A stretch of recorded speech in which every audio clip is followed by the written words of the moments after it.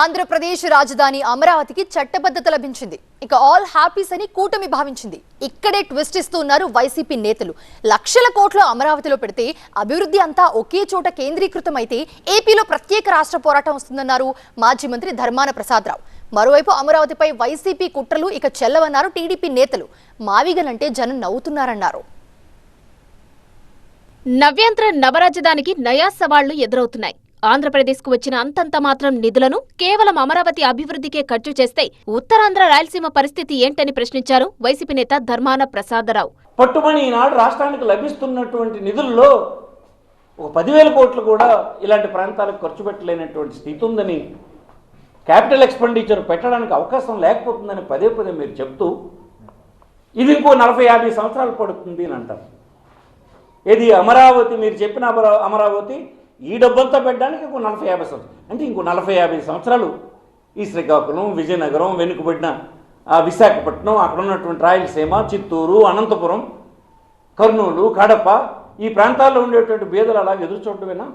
ఒక ప్రాంతం అభివృద్ధి చెందితే అక్కడి ప్రజలకు దురాశ కలుగుతుందన్నారు ధర్మాన ప్రసాదరావు. హైదరాబాద్ పరిస్థితి వస్తుందన్నారు. మీరు అమరావతిని మీ పంతాలకో పట్టింపులకో అమలు చేయడం కాదు, 5 కోట్ల మంది ప్రజల తాలూగా దీన్ని మీరు మరుగున పెట్టిస్తున్నారు.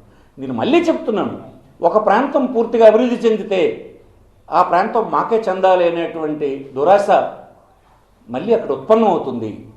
హైదరాబాద్లో ఉత్పన్నమైనటువంటి దురాశే మనకు బయటకు పంపించేటువంటి కారణమైంది. మళ్ళీ ఈనాడు మీరు ఇలాగే మా అందరి నోరు నొక్కి మా తాలూకు జీవితాలని బుగ్గు చేసి మీరు ఈ డబ్బంతా అక్కడ పెడితే ఇదే రిపీట్ అవుతుంది. నిర్లక్ష్యానికి గురైన ప్రాంతాలు ప్రత్యేక రాష్ట్రం కావాలన్న డిమాండ్తో పోరాటానికి దిగే అవకాశం ఉందన్నారు మాజీ మంత్రి. ఈ ప్రాంతంలో ఇంకొక క్యాపిటల్ కావాలి, మాకు ఇంకొక రాష్ట్రం కావాలనేటువంటి డిమాండ్ అయినా మా తర్వాత తరం వాళ్ళు చేసే పరిస్థితి వస్తుంది. దీనికి మీరు రాజ్యం పోయికండి.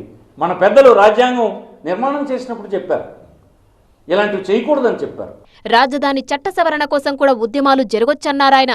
ఎందుకంటే ఎలాగనో ఇది మళ్ళీ సవరణకు దారితీస్తుంది, కాకపోతే ఉద్యమాలకు దారితీస్తుంది. ప్రజల్ని సంతృప్తికరంగా నాది ఈ రాజధాని అనేటువంటి భావన ఎప్పటికీ ఉత్పన్నం కాదు, ఇప్పుడు లేదు, ఫ్యూచర్లో రాదు అని మీకు మనవి చేస్తుంది. అమరావతి ప్రజా రాజధాని ఎలా అవుతుందని ప్రశ్నించారు ధర్మాన ప్రసాదరావు. మరొకసారి ఇప్పుడు చెప్తున్నారు ప్రజల రాజధాని ఇదని. ఇది ఒక మళ్ళీ పెద్ద అబద్ధం కదా, నవ్వుకుంటున్నారు.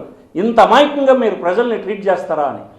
ప్రజల రాజధాని ఎలా అవుతుందండి? అది మీరు అనుకున్నటువంటి భూమి కొనేసి అక్కడ రాజధాని పెట్టి ఇంకొకటి రానివ్వకుండా చేసేటువంటి పనికి ఈవేళ కేంద్ర ప్రభుత్వం చట్టాన్ని సవరించిందని అంటే వాళ్ళు కూడా బీజేపీ లాంటి ప్రభుత్వం, ఒక విశాలమైన ప్రయోజనాల కోసం ఆలోచించే ప్రభుత్వం ఈ చట్టం మనస్ఫూర్తిగా చేసిందని నేను నమ్మను.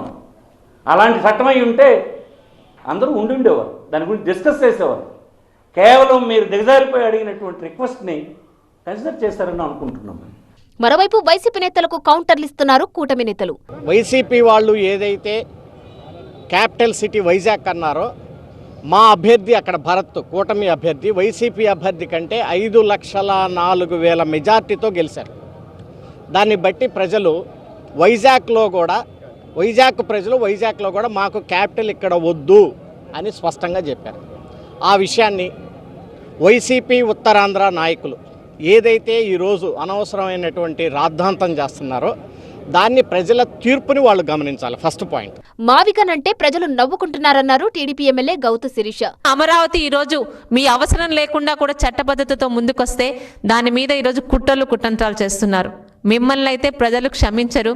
మీ నాయకుడికి బుర్రా బుద్ధి లేదని ఆయన చెప్పిన మావిగన్ అనే పదవితోని ఉన్న గౌరవం, ఆయన మీద ఉన్న కనీసం ఉన్నది కూడా ఈరోజు ప్రజల్లో పూర్తిగా తుడిపెట్టుకుపోయింది. చిన్న పిల్లలు మాట్లాడుతున్నారండి. ఆ మావిగన్ అని పదవి తీసుకొని ఈరోజు 5వ క్లాసు 4వ క్లాస్ పిల్లలు కూడా నవ్వుకుంటున్నారు. వైసీపీ సూచించిన మావిగన్ కూడా సిఆర్డీఏ పరిధిలోనే ఉందన్నారు టీడీపీ ఎంపీ కేసినేని చిన్ని. మావిగన్ సిఆర్డీఏ పరిధిలో ఉంది కాబట్టి ఇప్పటికైనా వైసీపీ కుట్రలు మానేయాలన్నారాయన. వీళ్ళ నాయకుడేమో మావిగన్ అంటాడు, ఇతనేమో విజయనగరం, శ్రీకాకుళం, విశాఖపట్నం అంటాడు, ఇంకోడేమో గ్రేటర్ రాయలసీమ అంటాడు. ఈ వీళ్ళల్లో వీళ్ళకే సఖ్యత లేదు. అంటే వీళ్ళలో నాకు అనుమానం ఏంటంటే జగన్ని తొక్కి ఒక ఆధిపత్య పోరు కింద జరుగుతుందేమో, జగన్ తొక్కాలని వాళ్ళ పార్టీలో ఇది ఒక ప్లాన్ అనిపిస్తుంది నాకు. ఎందుకంటే సజ్జల రామకృష్ణారెడ్డి మావిగన్ అంటాడు, ధర్మాని ప్రసాదరావు విశాఖపట్నం అంటాడు. మరోవైపు ఏపీ రాజధాని అమరావతి అంటూ సీఎం చంద్రబాబు ట్వీట్ చేశారు. అమరావతి చట్ట సవరణ బిల్లుకు ఆమోదముద్ర వేసిన రాష్ట్రపతి ముర్ముకు ధన్యవాదాలు తెలిపారు. ఇక అమరావతి అజరామరమన్నారు చంద్రబాబు.